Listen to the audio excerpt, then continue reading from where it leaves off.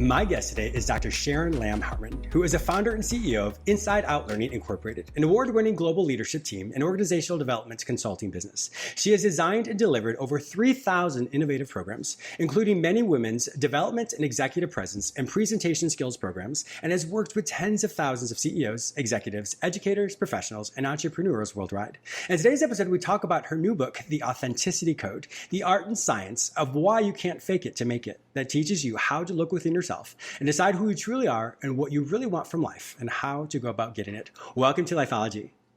Oh, it's so great to be here, James. Thanks for having me. Oh, my pleasure. I was reading all that and it blows my mind because you've spoken to so many people and I can't even, obviously I believe it, but it's just fascinating to me to meet so many amazing people like yourself who have changed the world in so many different levels. So once again, thank you. I really appreciate you being on my show today. Oh my gosh, thank you for the opportunity. I love your show and what you're doing for so many people. Oh, thank you. How did you I love to get people's backstory. So how did you even get into this world of just doing what you do? So I went, to Cornell University in my master's and really started to fall in love with the human side of things. And I got my master's in industrial and labor relations and then went into a Fortune 500 company from there into human resources. Wow.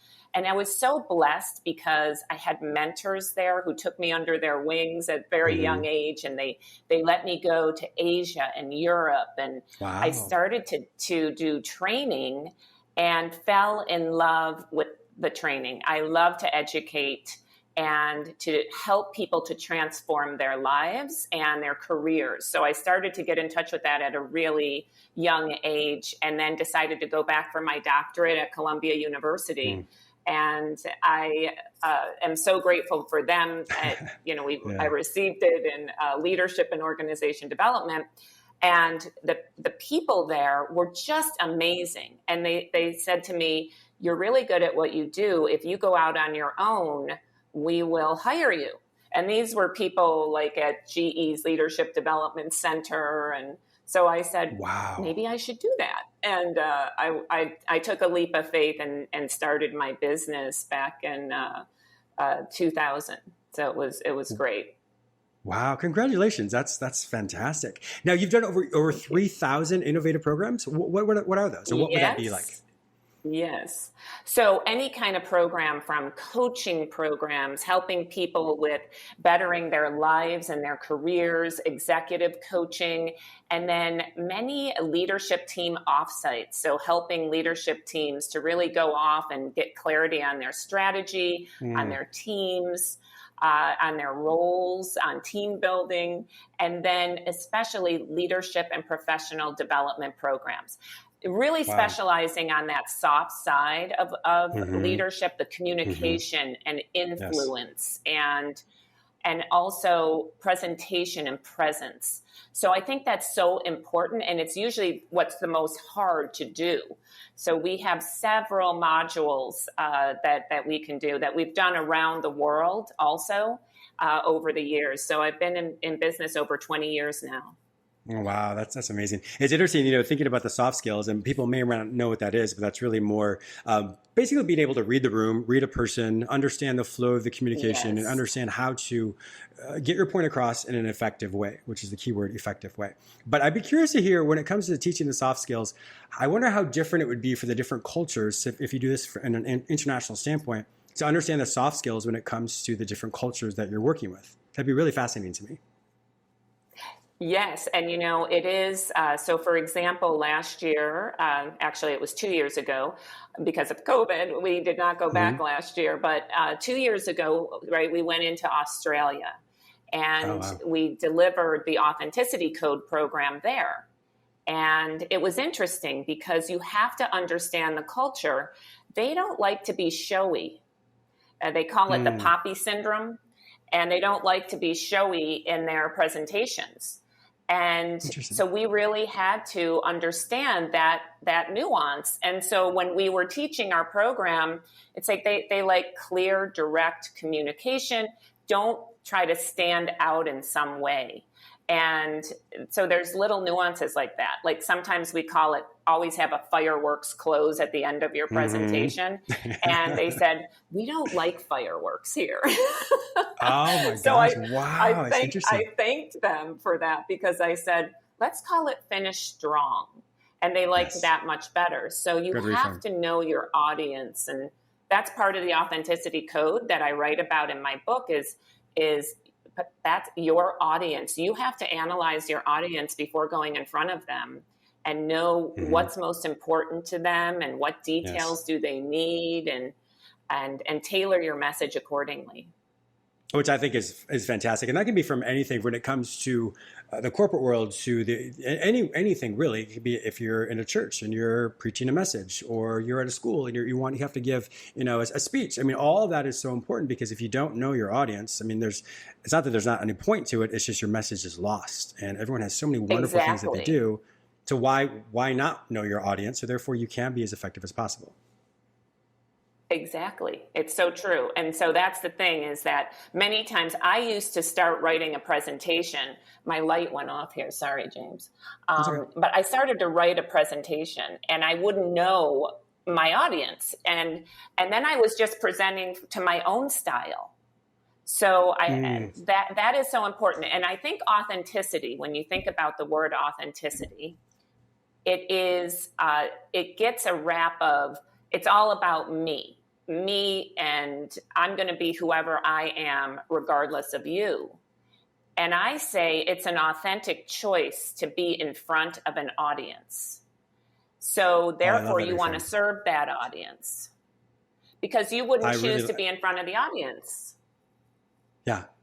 It's so interesting you say that because I was going to ask what your definition is of that, but I've never heard anyone say that before. That's actually quite fascinating in the sense of you are authentically chosen to, like you said, be in front of an audience. So therefore you're automatically aligned with them because everyone has the same objective as a presenter and as a learner, we're both now unified with that.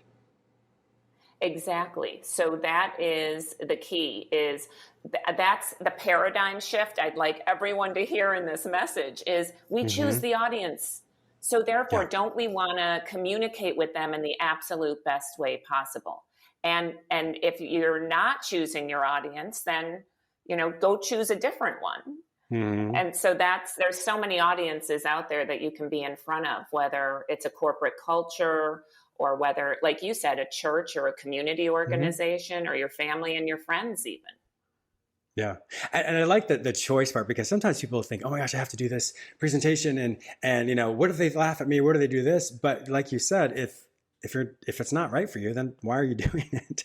And I say that respectfully because sometimes we have to do certain things. But when you really think about it more in the sense of you have the choice to either do this or not do it for the most part, and you can tailor it based off of what you feel most comfortable with. And as you recognize who your audience is, to me, that was from a psychological approach, that would reduce a lot of the anxiety because it's not about what if I get up there and fail. It's what if I get up there and everyone's so excited because they get to learn what I'm excited about. Exactly. And you want to motivate them and inspire them and influence them. So you really have to put yourself in their shoes and walk in their shoes and say, okay, what does my audience need? And how can I best serve them? I call this combining authenticity with servant leadership. Yes. I like that. I like that a lot. I would define it. I know what servant leadership is, but would you like to define that for my listeners? Sure. So, that really to me is that you are here to be of service of others. And when you then choose your audience, you're choosing that's the audience I want to be in service to. And it's almost like a selfless type of leadership where you move out of your ego, where it's about me and being famous and all of that to how can I best serve and do what I came here to do and be who I came here to be for the people that I choose to be in front of. Yes. And I think that's a key thing is the removal of the ego because we all have an ego, but the recognition of I'm here to better people and help them in any way that I can, but it's not. So they're like, oh, James, you're so great. Because, I've done things before and you get that. I was like, oh yeah, great. And then, 2 seconds later, you do something really foolish. You're like, okay, well, I'm not so great. So the recognition that doing something to help people, that's the most important thing, is you're there to serve them. And so when people are aware of that, then you're able to fully understand what they need as opposed to what you think they need, because there's a difference. Yes. And it's so true. Even the reason I wrote my book, I've been doing these programs inside of corporations, businesses, small, medium, large, and so many of the participants said, this can really help people. You should take this out to a broader audience. And I kind of like hiding out in my home, in Cave Creek, Arizona. And it took me a couple of years to say, maybe this is what I'm supposed to do, right? This is maybe my authentic purpose, is to take this message out wider so it can help more people. And so that's why I'm putting myself in the public arena.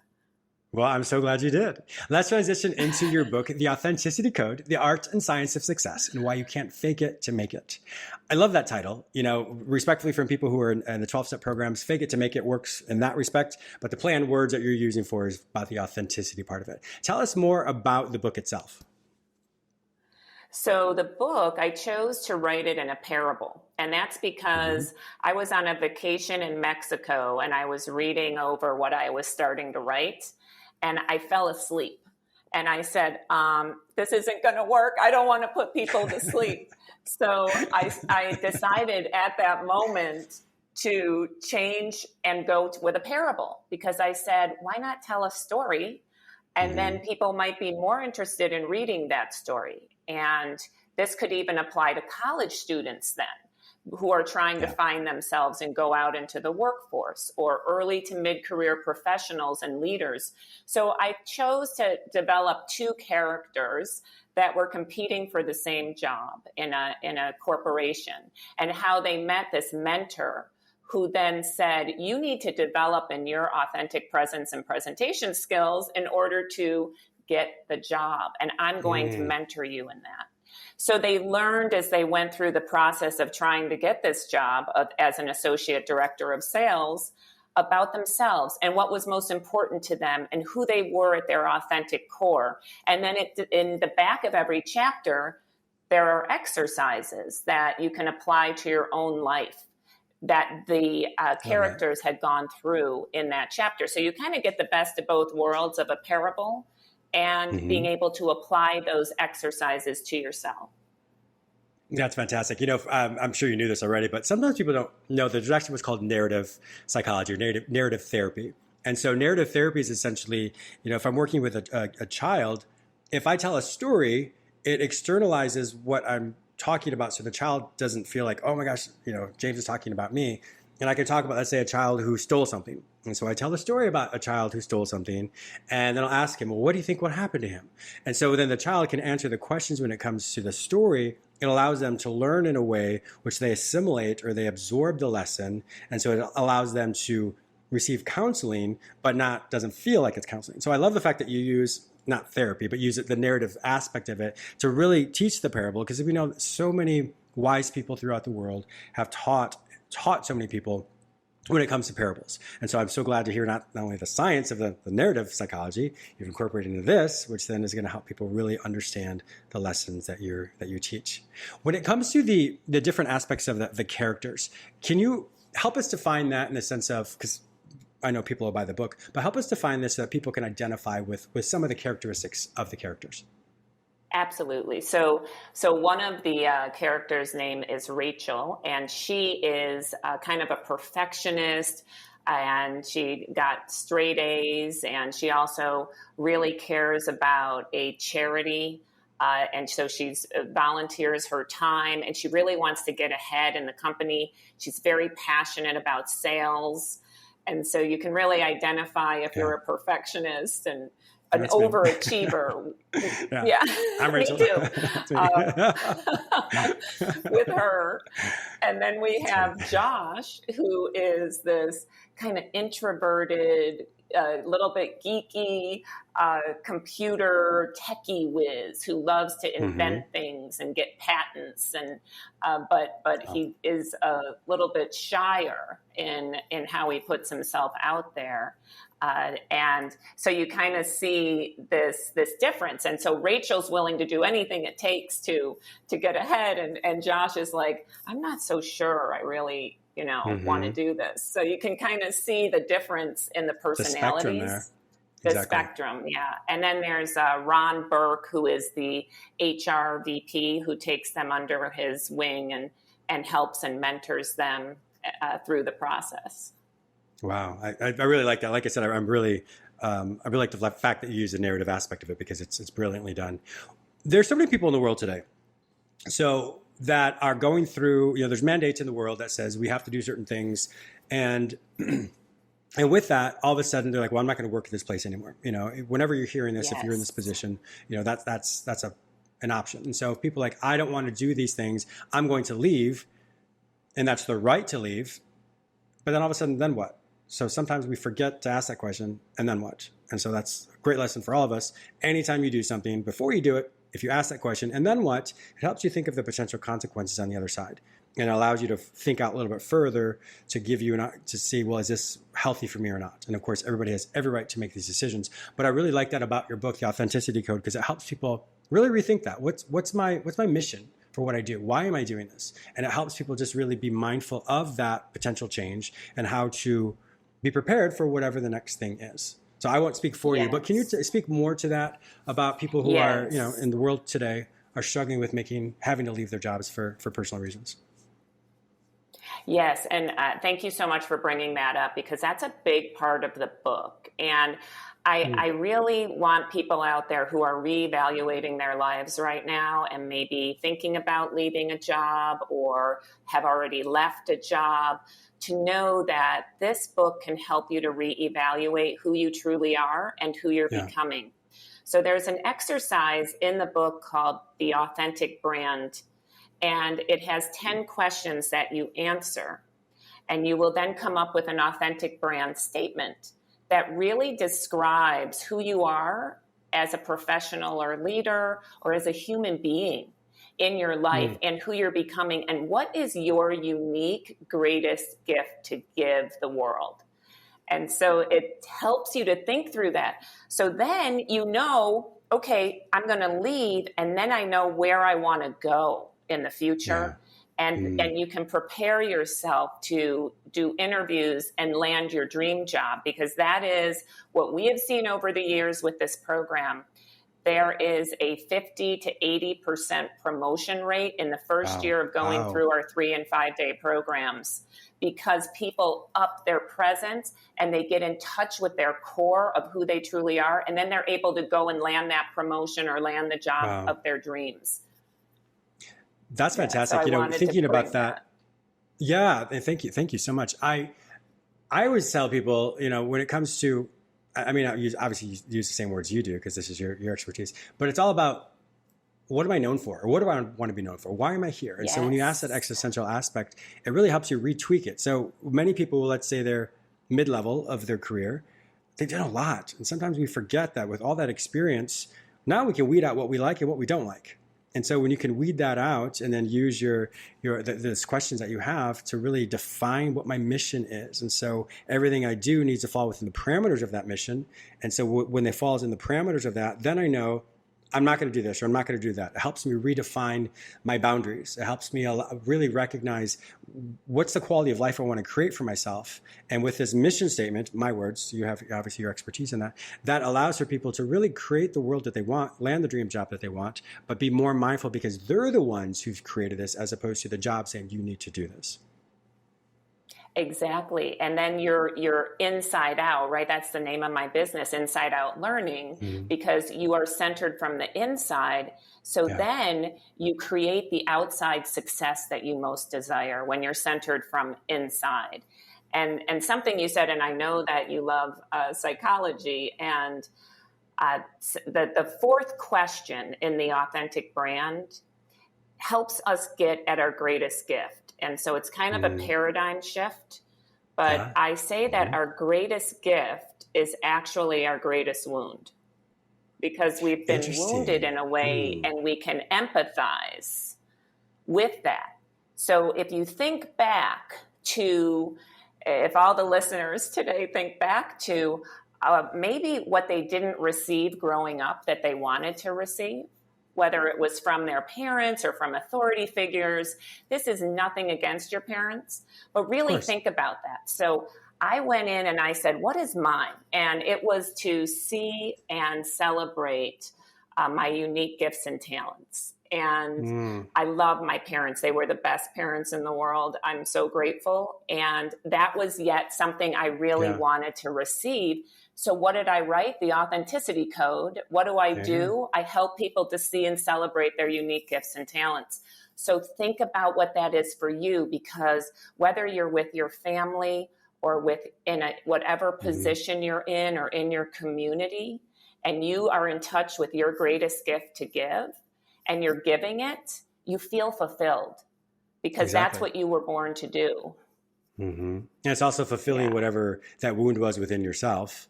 So therefore, it's almost like a parallel process is what we call in psychology. So something's working here, and then I'm working together, and it's building together. So I think that's brilliant. I mean, you literally just dropped a bombshell on me, so I'm gonna have to think more about that. So I'm like, oh, I know what mine is. But when he said that, I was like, oh, goodness, maybe I don't know. So I appreciate that. That's very enlightening for me. So I'm definitely going to research more of that myself. Now, this book, to reflect it's more. It really is. So everybody here listening now, so everyone's in a different place in their life. This book, which I appreciate, is for everybody, correct?